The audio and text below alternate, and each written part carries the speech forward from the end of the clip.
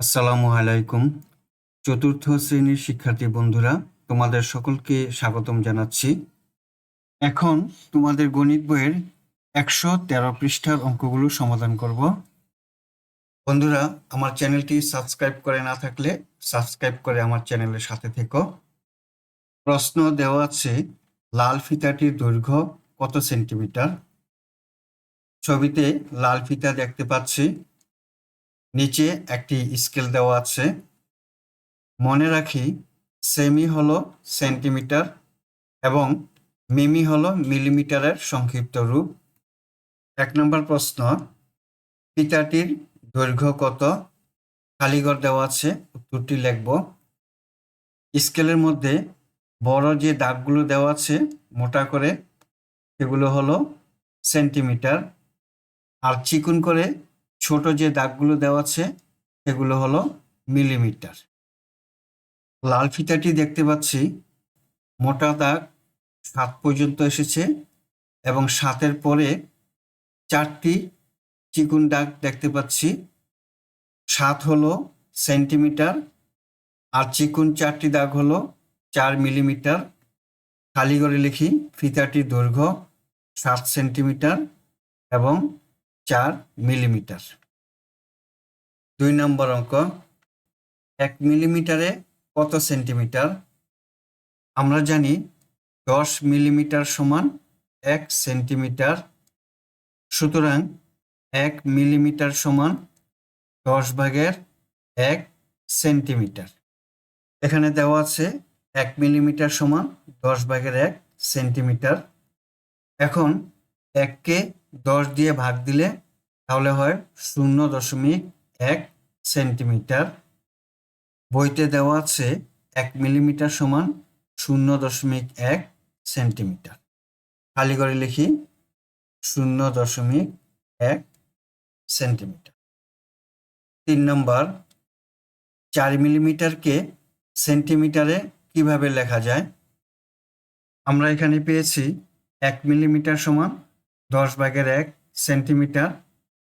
সুতরাং 4 মিলিমিটার সমান 10/1 গুণন 4 সেন্টিমিটার সমান 10/4 সেন্টিমিটার। তাহলে আমরা লিখতে পারি 4 মিলিমিটার সমান 10/4 সেন্টিমিটার। 4কে 10 দিয়ে ভাগ দিলে ভাগফল হয় 0.4 সেন্টিমিটার। সুতরাং 4 মিলিমিটার সমান 0.4 সেন্টিমিটার। 4 নম্বর, 7 সেন্টিমিটার এবং 4 মিলিমিটারকে সেন্টিমিটারে কিভাবে লেখা যায়?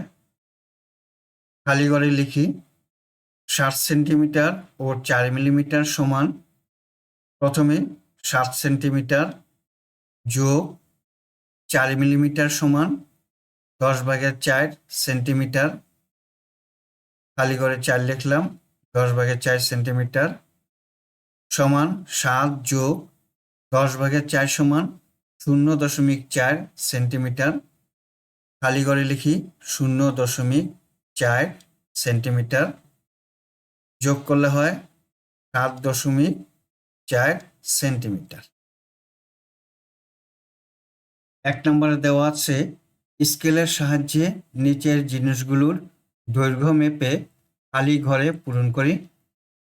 রাফি বলল, আমাদের স্কেলে সেন্টিমিটার ছাড়াও মিলিমিটারে দাগ কাটা আছে। তুলি বলল, আমরা সহজেই যোগ করে হিসাবটি করতে পারি। এখানে একটি টেবিল দেওয়া আছে। টেবিলটি 3টি ভাগে বিভক্ত।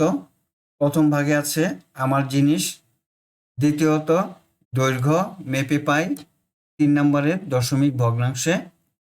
জিনিসের নামগুলো হলো পেন্সিল, কলম, বইয়ের দৈর্ঘ্য, পানির বোতল। দৈর্ঘ্য দেওয়া আছে সেন্টিমিটার, মিলিমিটার।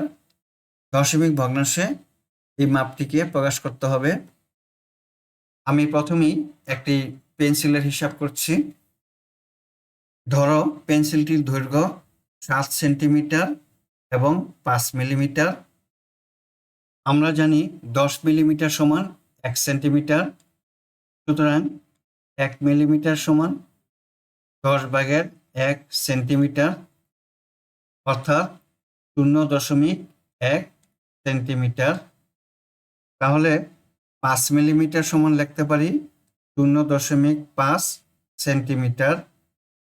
দশমিক ভগ্নাংশে যোগ করলে হয় 7.5 সেন্টিমিটার। কলমটির দৈর্ঘ্য হলো 7 সেন্টিমিটার এবং প্রস্থ যদি হয় 4 মিলিমিটার, দশমিক ভগ্নাংশ হবে 7.4 সেন্টিমিটার। এবার বইয়ের দৈর্ঘ্য। মনে করি বইয়ের দৈর্ঘ্য হলো 12 সেন্টিমিটার এবং 6 মিলিমিটার, তাহলে দশমিক ভগ্নাংশ হবে 12.6 সেন্টিমিটার। একটি পানির বোতল ধরো 9 সেন্টিমিটার, প্রস্থ যদি হয় 8 মিলিমিটার, দশমিক ভগ্নাংশ হবে 9.8 সেন্টিমিটার।